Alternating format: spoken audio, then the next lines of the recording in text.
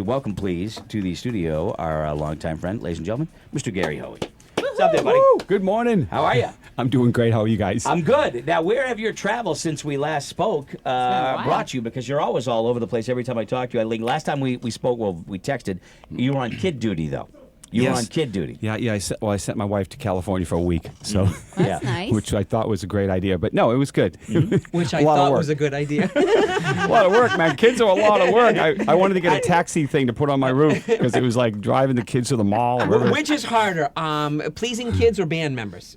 Oh my God, I do the gig any day.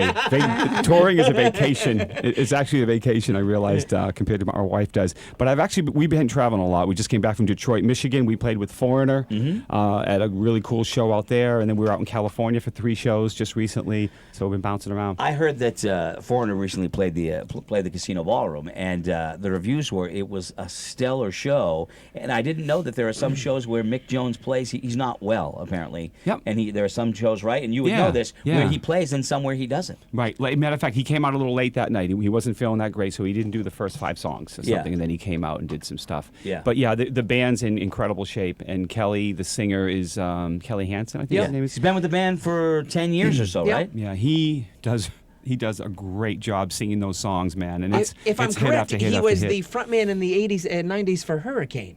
I think is what he he was. was. And the guy Hurricane. had a Great band. strong, very strong. I'm sorry. I'm just You're kidding. teasing, Never right? heard of him. I've never heard of him. I'm sorry. You know what they did at the Casino Ballroom? They brought out the Winnicott High School Chorus, and they sang "I Want to Know What Love Is." Wow, How cool is that? That is Yeah, so I heard cool. that. They're a great band, super nice guys, and all of them are just. I mean, their background vocals. They're incredible. Yeah, they're great. You have played with a lot of folks. I mean, obviously you did the Lita Ford's last album, and things. What was is it easy or even possible to pick something that was one of the most special times where you were on stage with someone else?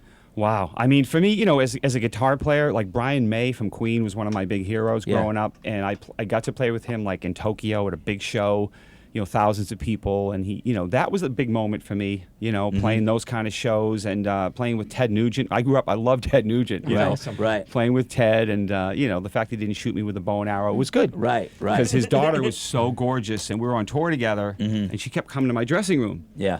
And then Ted would come in and he'd go, "What are you doing, boy? What are you doing with my daughter?" And Ted, I swear she came. I didn't ask for her to come. I gotcha. Do you learn things?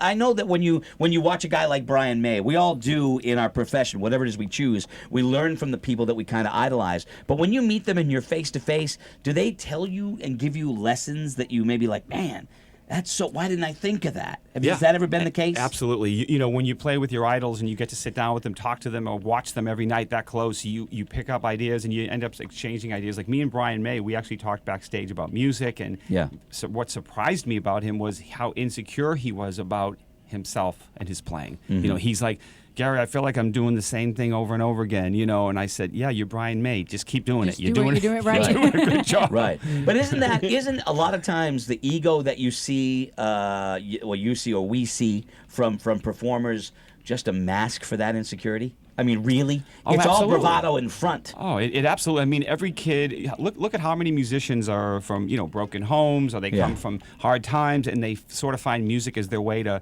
express themselves, get it out there, and then a lot of really insecure people get on stage and they rock thousands of people, but you talk to them in private. Like, I'm going to Vegas on Sunday to do a Yes camp. The band Yes. Right. I'm going to hang out with those guys. I grew up listening to them, and I found out Steve Howe won't shake anybody's hand. Yeah. Yeah. So I'm not going to put my hand out to Steve. He's one of those germaphobes? I don't know. He's either fragile. or Let me tell you he's something right now. fragile, like the album. You can't Fragile. trust germaphobes. I'm sorry. If you're a germaphobe, you freak me out. You know why? Because you think you're better than me. You think you're cleaner than me. I don't know. If you see some of the guys in the merch lines, they're Yeah. rubbing their nose, I they're know. scratching their butts. I know. There's a lot of people. Whenever I meet germaphobes, I get they weird me out because they are so weirded out. Yeah, you got to shake their hand, or give me a fist pump, or give me some chicken elbow, elbow. or Give me something some like chicken that. elbow. Give me something. Scotty, for the longest time, went through gallons of Purell. Yep. Literally. I mean, I Absolutely. never His saw. He hands was, were cracked. Oh. He went through it so we stopped much. now. yeah. Yeah, I He's pick my nose, I definitely- eat it. I'm good. I'm comfortable. Once you have with all that. Once you kids, have kids, they're and they so vomit gross. all over you, you stop really caring about all the little clean stuff. Yeah, you don't want to over sanitize, man. You got to remind your body to fight the germs. I got to tell you, Gary's latest CD, which we play clips of and stuff like that, Deja Blues. I love it. I love it. You know, Thank you so much. Big fan of it. And Gary's going to be playing tomorrow night with Johnny A, another friend of the show's. Yep. Up at the Flying Monkey. Yeah, Plymouth, New Hampshire, which is a great venue, and Gary's going to be playing there. And if you haven't seen him, you're going to be up in the Plymouth area. I'm telling you, it's well worth it. And I don't care what kind of music you like, because this is a blues-based album, but it's a rock album too. Yeah, absolutely. The rhythm and blues and rock go hand in hand. It's a blues rock show we're doing with the new album, and Johnny A is amazing, and we're going to jam together. And it is a great venue. It's like a theater type seating, really cool. Johnny A is a very cool guy and a very chill guy, but he's also one of those guys in the Boston scene. He's one of those guitarists that all the other guitarists go, oh, yeah, I know. That guy pisses me off. He could do everything. He's one of those. He's that good. Absolutely. Johnny A is fantastic. I mean, he has his own Gibson signature guitar. He's definitely one of the best. So Gary is here. You got the guitar hooked up. Give him a little taste. Yeah, let's see if anything's coming out here. Yeah. Sounding bluesy, man. All right, now you take the guitar from Roadkill and you try it. Doesn't work like that, I'll tell you. So when we come back, Gary's going to play. He's got his little band in the box here, but Gary's going to be playing live for us coming up here in just a minute. We'll take a quick break. Gary Hoey live in studio. When we come back from this, stay with us. We wake 'em up. And now, it's back to the buzz. Okay, Thursday, tonight, if you ain't doing nothing and you're a race fan, you want to stop on by Macris Lobster and Steakhouse on Route 106 in Loudon. I'll be there with Sprint Cup champion Brad Keselowski. 7 to 9, he's going to stop in. We're going to do a Q&A with the crowd. You get to ask questions. It's always cool to be able to ask a guy that's a champion of your favorite sport questions. You don't often get that chance. You'll get it tonight at Macris with our friends from Miller Lite, but he'll be there. We'll do a Q&A, and then he's going to jump behind the bar, I think, for a little while. And guest bartender. Guest bartend, which he has some fun doing. And, of course, race weekend starts tomorrow. We'll be live from New Hampshire Motor Speedway, sponsored by Malco Distributors of New England and Miller Lite, the official beer of NHMS. Travis Pastrana's on the show tomorrow. Jamie McMurray, we'll have a chat with Brad Keselowski as well. So a lot of stuff is going to be happening throughout the course of the next few days. We'll be live from the track on Saturday and Sunday as well, leading right up to the Camping World 301, the Cup race coming up on Sunday. And the weather looks like it's actually going to improve for the weekend. Looks like it's going to be a little bit better on Saturday and Sunday. Yes. So, getting hopefully better. the humidity leaves. Yeah. The Dopplers of mine, though, it's not very promising. Laura's weather Dopplers. My weather Dopplers are saying the humidity might continue. They never lie. Yeah, some people have like bad knees. They can tell when it's rain. Laura's are more in the chest area. My Dopplers tell me exactly what's going to happen, Gary. I know if it's going to rain, snow. They also I know check the wind water chill temperatures. factor. They only tell us when it's cold. Yeah. That's the only time her Dopplers tell us anything. But they tell me a lot. Yeah, I got you. Gary Yeah, I have Hoey. Dopplers. When I go in the ocean, they get real small. It's weird. Tough to even see them anymore. Gary Hoey at the Flying Monkey coming up tomorrow night, Friday night at the Flying Monkey in Plymouth with Johnny A. And I've been enamored with this last album, and it's in my car constantly. And I tell Gary my favorite tune on the record is "Boss You Around." I would love for you to be able to play. Can you play that? Yeah, I played a absolutely. snippet of it earlier, and I got emails from people saying, "Dude, play that whole song." Play the whole tune, man. No, I'd love to play it. It's a great kind of driving song that you can kind of sit back and go, "Yeah, that's great." It's got a good swing to it. This album, I kind of took a lot of the influences I had growing up. Like this one's sort of like a Texas kind of shuffle Stevie Ray style, and there's other songs there that are just the the B.B. King type of blues and some of the heavier rock stuff like Gary Moore, who I really liked. Yeah. And one thing we've been doing, Greg, on this tour is we've been pulling kids up on stage. Yeah. We did it in California. Every night we pulled kids up to jam with us because we're doing a blues gig. It's so easy. Awesome. And you know what? The kids in blues gigs, they know how to play. That's why they're there. That's how Kenny Wayne Shepherd and guys like that and Johnny Lang get discovered. You're absolutely right. And you know what's funny? This kid, I brought him up on stage. There's a YouTube video up from California. His name was Matt Holman. The kid's like 16 years old. And I was talking about the blues from the stage. And I said, the blues, like if it starts on the 5 chord and you hear, Right. you know it's going to be a sad blues. Right. And the kid in front goes, yeah, it's a 1-4-5, man. I go, 1-4-5 blues? Because that's what they say. It's a 1-4-5, right?